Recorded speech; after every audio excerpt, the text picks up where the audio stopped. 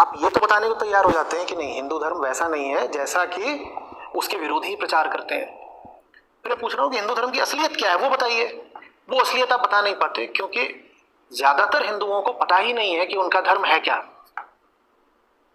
धर्म के नाम पर 99.99% हिंदू बस एक परंपरा जानते हैं, रूढ़ियों का पालन कर रहे हैं, प्रथाओं का पालन कर रहे हैं, परंपराओं पर चल रहे हैं और इसी को धर्म समझ लेते हैं। हमारे लिए धर्म अधिक से अधिक एक चली आ रही संस्कृति का नाम है। हमने धर्म और संस्कृति को बिल्कुल जैसे एक ही समझ लिया है। उनमें संबंध जरूर है पर वो एक नहीं है ना। और हमने कौन सी संस्कृति पकड़ ली है? जो हमको एक संस्कृति का रूप पता है जो अभी मध्यकाल में प्रचलित था। हम कहते हैं कि यही हिंदू धर्म है। मैं आपसे पूछूं हिंदू कौन है, आपके पास जवाब होगा नहीं, बड़ी दिक्कत होगी। आप कहेंगे जो होली दिवाली मनाता है वो हिंदू है। आप ये बोल ही नहीं पाएंगे कि हिंदू वो है जिसका एक विशेष तरह के दर्शन में विश्वास है या जिसे एक तरह के दर्शन का ज्ञान है। नहीं, आप नहीं बोल पाएंगे क्योंकि ऐसा कोई दर्शन आप जानते ही नहीं। आप कहेंगे जो होली दिवाली मनाता है, जो तिलक लगाता है वो हिंदू है, जो राखी बांधता है वो हिंदू है। इस तरह की आप बातें करेंगे। ये हिंदू पहचाना भी और कैसे जाता है? ऐसे ही तो पहचाना जाता है।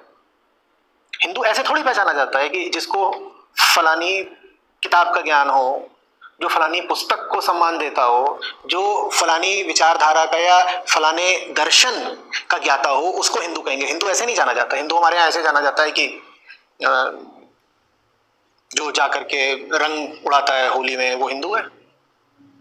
और हिंदुओं के साथ कौन सी चीजें जुड़ी होती हैं कि जो रोटी खाते हैं, जो करी बनाते हैं वो हिंदू है।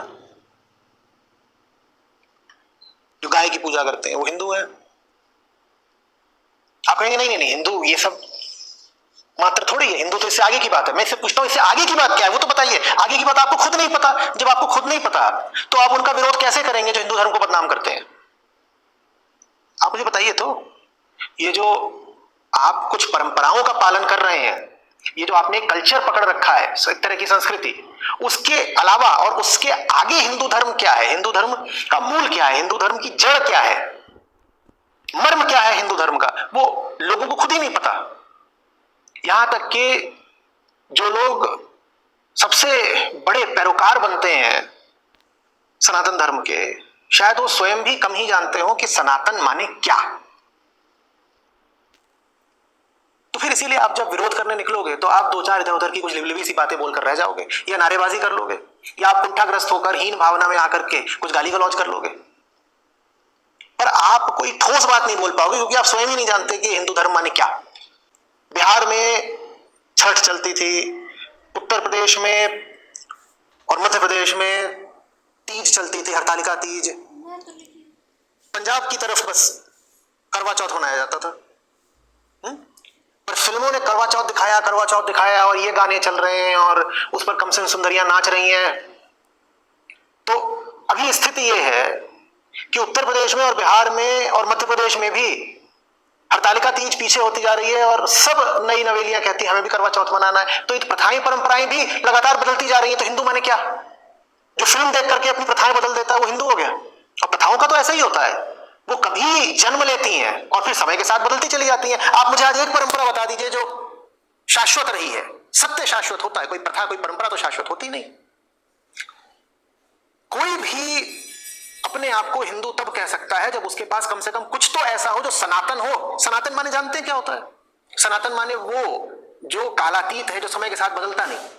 आपके पास अगर सिर्फ रूढ़ियां हैं और परंपराएं हैं और कुछ ऐसा है जिसको आप बहुत मुखर होके और गौरवान्वित होके सांस्कृतिक विरासत बोल देते हो, तो जितनी चीजें साहब ये बदल जाती हैं। संस्कृति कोई बड़ी भारी बात नहीं है, संस्कृतियां आती जाती रहती है, बदलती रहती हैं। जिसको आप हिंदू संस्कृति या भारतीय संस्कृति भी बोलते हो, वो लगातार परिवर्तनशील रही है। सत्य कहां है जो कभी बदलता नहीं? उस सत्य से हिंदुओं का बहुत कम लेना देना है। जबकि अगर कोई आपके सामने आता है जो हिंदू धर्म को, सनातन धर्म को बदनाम करने की कोशिश कर रहा है, तो उसका सामना सिर्फ सत्य के साथ ही किया जा सकता है। उस सत्य का आपको कुछ अता पता नहीं, फिर आप बेबुला जाते हो कि अरे अमेरिका में कॉन्फ्रेंस हो रही है, वहां हम लोगों को बदनाम किया जा रहा है, क्या करें क्या करें क्या करें। क्या करोगे? जाके पहले होमवर्क करो, गृह कार्य कुछ समझो, तब तो दूसरे को समझा पाओगे ना। अब बात समझने वाली क्या है वो भी बता देता हूं। क्या है हिंदू धर्म में जो कालातीत है, गौर से समझिएगा। हिंदू धर्म के मैंने मर्म की बात की, मूल की बात की, वो मर्म वो मूल क्या है? देखिए, सनातन धर्म मूलतः वैदिक है, ठीक है? वो वेदों से अपनी अभिव्यक्ति पाता है। और वेदों में दो हिस्से हैं मोटे तौर पर, एक कर्मकांड का हिस्सा है और एक ज्ञान का हिस्सा है, ठीक है? जो कर्मकांड वाला हिस्सा है उसके अंतर्गत आप कह दीजिएगा संहिता आती है और ब्राह्मण आते हैं। मैं ब्राह्मण जाति की बात नहीं कर रहा, ये ब्राह्मण वेदों के हिस्से हैं। तो संहिताएं हैं, मंत्र हैं जो देवियों को देवताओं को प्रसन्न करने के लिए बोले गए, उन्हें समर्पित हैं, वो सब संहिताओं में आते हैं। और ब्राह्मण है जहां पर विधियों की बात की गई है, भाई आप कैसे प्रसन्न करोगे, यज्ञ कैसे करोगे, पूजा कैसे करोगे, इत्यादि इत्यादि, ये कर्मकांड में आता है। ये जो सारी बातें होती हैं ये कालातीत नहीं होती, ये समय के साथ सब बदल जाती हैं। फिर जो दूसरा हिस्सा होता है वेदों का, उसमें आते हैं आरण्यक और उपनिषद।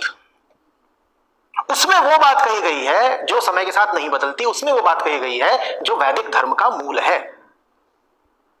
कहां कही गई वो बात? आरण्यक में और उपनिषद में, और उसमें भी, इन दोनों में भी प्रमुखतया उपनिषदों में।